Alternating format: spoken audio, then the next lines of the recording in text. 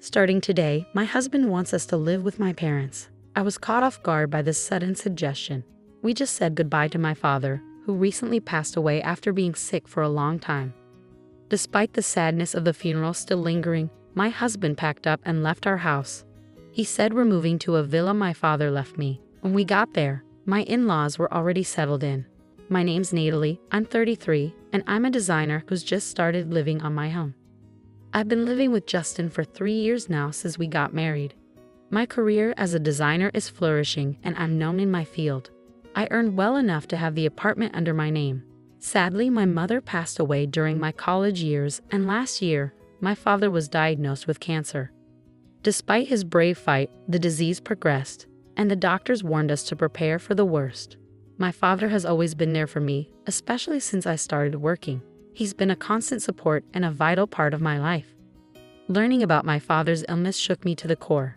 As his health deteriorated, I couldn't sleep, consumed by worry and fear. My husband asked about my dad's condition often, but his concern felt hollow. It seemed like he was waiting for the worst to happen. He's always felt insecure about earning less than me, and I wished he'd take pride in my success and be there for me when times get tough. He had a playful side, always wanting to win, even in simple things. My dad assured us not to worry and to focus on our relationship, but I couldn't shake the feeling that we should visit him while we still can.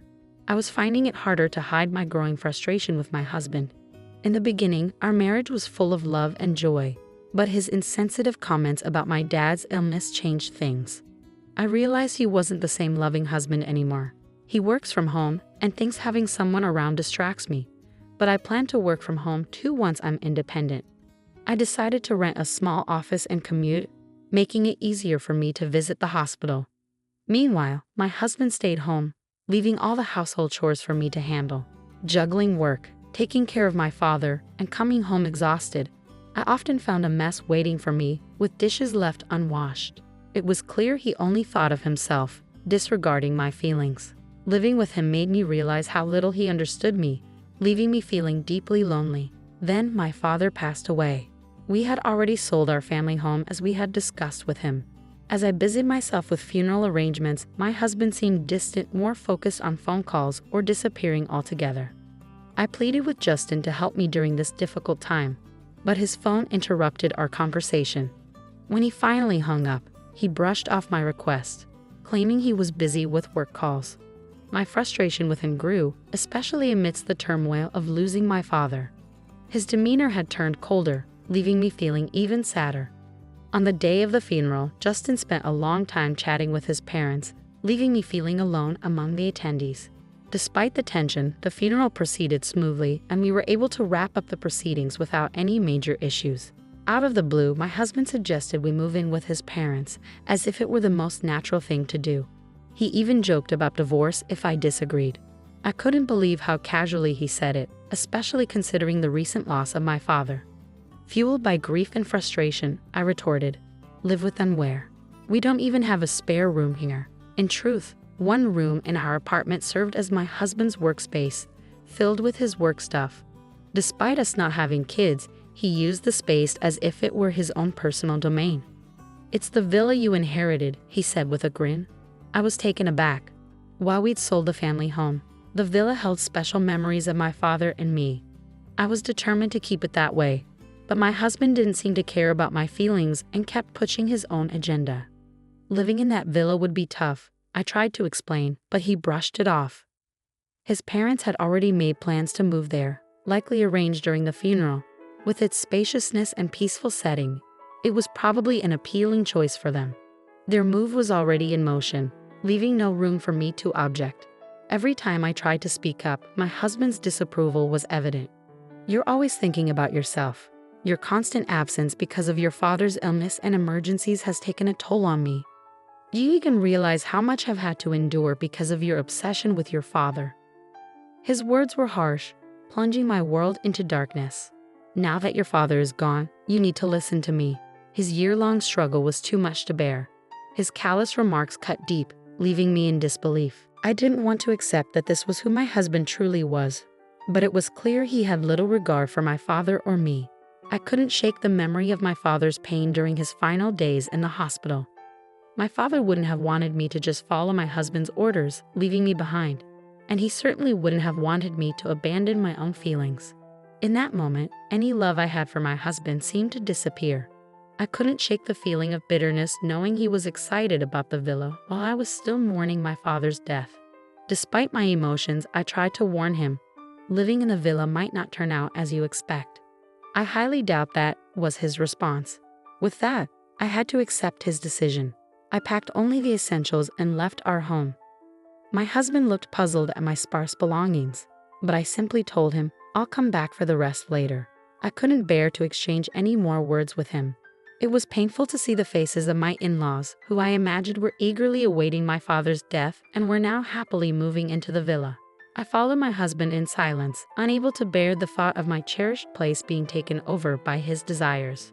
While technically a villa, it's more like a cozy family home by the sea, nestled in a neighborhood where life is simple and peaceful.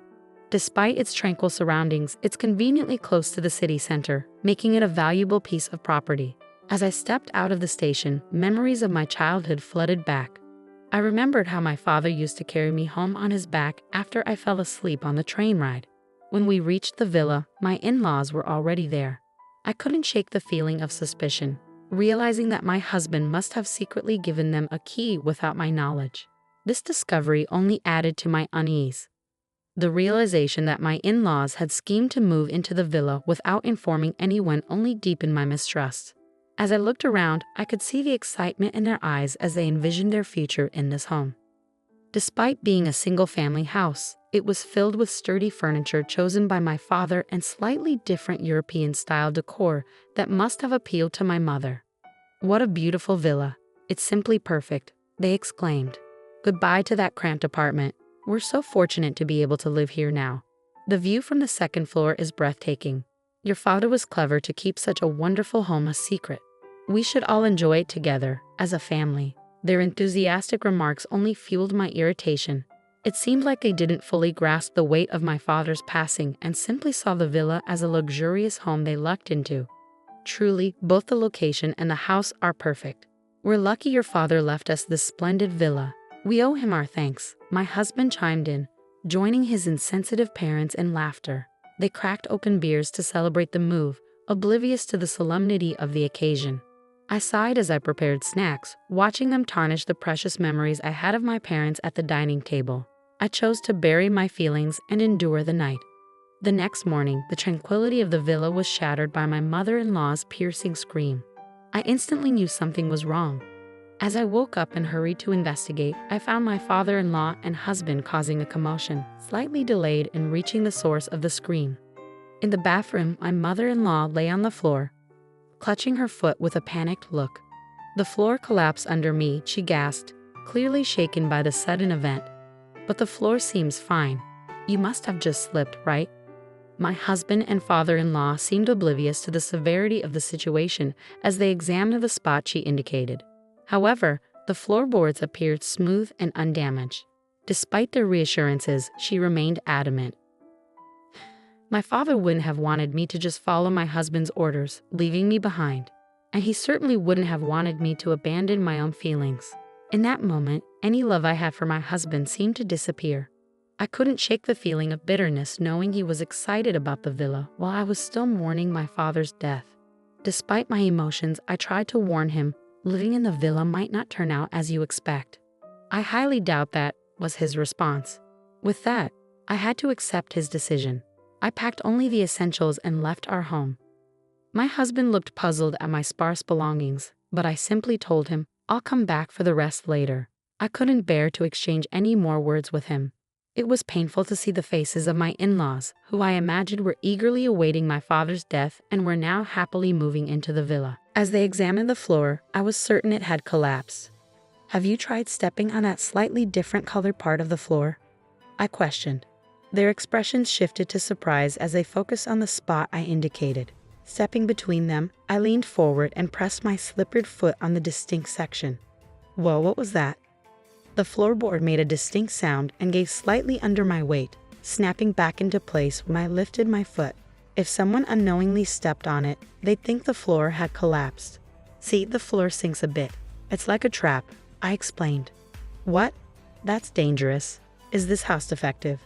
They exclaimed. Calmly, I clarified, it's not a defect. My father intentionally installed it in this house. Why would he do that? They asked incredulously.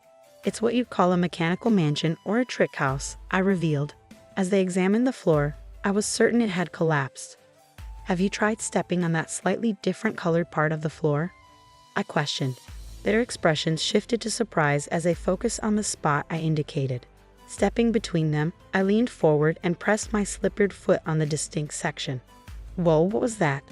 The floorboard made a distinct sound and gave slightly under my weight, snapping back into place when I lifted my foot. If someone unknowingly stepped on it, they'd think the floor had collapsed. See, the floor sinks a bit. It's like a trap, I explained. What? That's dangerous. Is this house defective? They exclaimed. Calmly, I clarified. It's not a defect. My father intentionally installed it in this house. Why would he do that? They asked incredulously. It's what you'd call a mechanical mansion or a trick house, I revealed. In reality, my father was a devoted ninja enthusiast. This villa was his pride and joy, a treasure he poured his heart and soul into. As a child, I often tagged along while he tinkered with the house's mechanisms or added new ones. That's why there are traps and hidden mechanisms scattered throughout. A shelf you shouldn't touch, a floorboard that gives way when stepped on, a door that requires a specific sequence to open, concealed passageways, and even secret rooms. Every corner of this villa is infused with my father's dreams and ingenuity, cultivated over many years. While it's perfectly suitable for everyday living for me, who grew up here and learned how to navigate all the traps from my father, it's a different story for my husband and in-laws, who are unfamiliar with its quirks. I did warn you that living here would be challenging, and I also mentioned that it's a place filled with my father's memories. My father's intense ninja obsession is pretty well known among her relatives. It's surprising you didn't know, I remarked. Initially, my husband denied any knowledge, but now he seemed speechless. My in-laws were equally taken aback by this revelation. With our apartment lease already canceled and nowhere else to go, they turned to my husband for guidance on what to do next. Amidst the chaos, both my father-in-law and husband inadvertently triggered another trap, causing them to stumble. As I watched them sprawled on the ground, I couldn't help but chuckle. Feel free to make yourselves comfortable for as long as you need, I said, my tone more sarcastic than welcoming. They had been enamored by the villa's luxury, ignoring my warnings and showing little interest in my father's peculiar hobbies. Now, they were experiencing the consequences of their oversight. Even my attempts to explain the dangers of the traps fell on deaf ears. It's no big deal. We'll get used to it, my husband insisted confidently, and I responded with a knowing smile. I'll head back to the apartment to get things ready for our move, I told him before leaving them at the villa. However, the truth was, I had no plans for moving preparations. Instead, I intended to take a few days off to sort through my father's belongings. As expected, just 2 days later, my husband and in-laws had had enough. During that brief period, I found comfort in being alone, allowing me to slowly regain a sense of positivity as I planned my next steps. Before long, my father's villa gained attention as a unique attraction in the neighborhood. It became known as the Trick Mansion and was regularly featured in local newsletters. Curious visitors would stop by whenever the villa was unoccupied. Looking back, I remembered strangers touring the villa and local children playing nearby, making it a vibrant spot in the community. My father had listed both the villas and our old home's phone numbers in the newsletters. However, with the family home sold, any inquiries would now come to the villa's number. Thanks to my upbringing, I was able to handle calls from foreign visitors as I was proficient in foreign languages. However, my husband and in-laws struggled with foreign languages. In addition to the stress of navigating the villa's traps, they were overwhelmed by unexpected visitors and foreign language calls. Exhausted and sleep-deprived, they retreated to the apartment. Why don't we all just live here together? My husband suggested. After eagerly awaiting my father's passing to claim the villa, they were ready to give it up after just 2 days. Instead of offering them tea, I handed my husband divorce papers that I had already prepared and signed. There's no way we can live together under these circumstances. If you understand, please leave quickly, I said with a heavy heart. I couldn't forgive him for disregarding my feelings and acting insensitively without consulting me or providing any explanation. My husband decided that we would move in with his parents, leaving me with all the household responsibilities as he had never shared them before. Feeling trapped, I confronted him about his selfish decision-making and disregard for my feelings. What happened to the love you used to show me? I couldn't help but laugh at his obliviousness. How could I love someone who wished for my father's death and would rejoice when he passed? Handing him only the divorce papers, I escorted them out of the apartment. Firstly, this is my apartment. If anyone should leave, it's you. Despite my calm demeanor, my husband raised his voice, showing no concern for our neighbors. However, I remained firm. Natally, I'll call the police for trespassing. If you don't want that, leave quietly. Their voices fell silent upon realizing the apartment was in my name. They relied on me financially and didn't have much of their own. However, I had already made up my mind to sever ties before they could begin their lengthy persuasions. Both my husband and in-laws had limited savings. After being forced out of the apartment and unable to return to the villa, they settled into a cheap, low-quality apartment, struggling to make ends meet. They often reminisced about the previous apartment, considering it better. Initially, my husband felt remorseful and apologized frequently. However, as time passed, he became resentful of his parents. With their advancing age, they rarely found stable employment, depleting their savings and pension. Each move only exacerbated their familial discord as they argued constantly within the thin walls of the apartment. Despite receiving noise complaints, they refused to apologize and instead retaliated, leading to strained relationships with their neighbors. They may soon need to search for another place to live. While my husband used to enjoy working from home, the current apartment lacked the luxury of a dedicated workspace.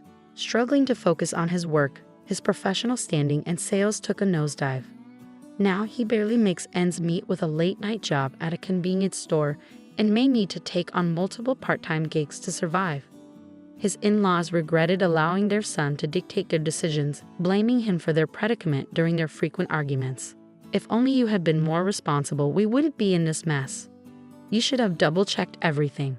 Don't pin the blame on me. She's the one who kept things hidden, they argued. I remained silent as they continued their accusations. If only you had communicated better with your father, none of this would have happened. I never imagined we'd end up like this because of our son, they lamented. Yet they had always harbored hopes of inheriting the villa and were elated when my father passed away. I'll never forget that. Following the divorce, I made significant progress in my career as a designer. To cope with my father's passing and these turbulent events, I incorporated Ninja elements into my designs, sharing them on social media platforms.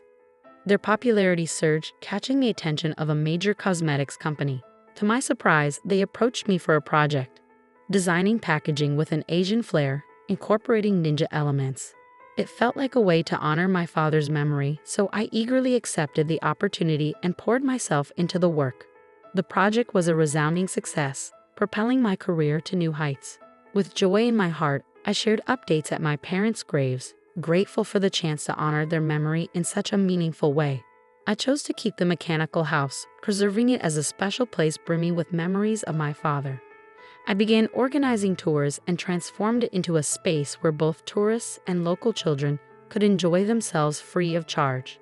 Soon, the house gained significant media attention, providing much-needed income to cover ongoing expenses. Additionally, online articles about the house were translated into foreign languages, garnering support from international fans. Some of the donations even came from elderly individuals who shared my father's passion for ninjas. I'm committed to maintaining this enchanting place for years to come. Meanwhile, the mechanical house remains a lively center of activity, especially beloved by local children. Is this the famous mechanical house? Where are the surprises? Show us. With the help of dedicated local volunteers, precautions are taken to ensure the children can play safely. Foreign tourists are often amazed by features like the hidden floorboard doors. Wow, this is incredible. I'm so touched to experience such a unique place. What other surprises await? Despite losing my father and going through a divorce over the villa's inheritance, I believe the gains have outweighed the losses. The villa has evolved into a treasure trove of memories shared with loved ones. Through it all, I've experienced personal growth, embracing the future with renewed optimism and hope.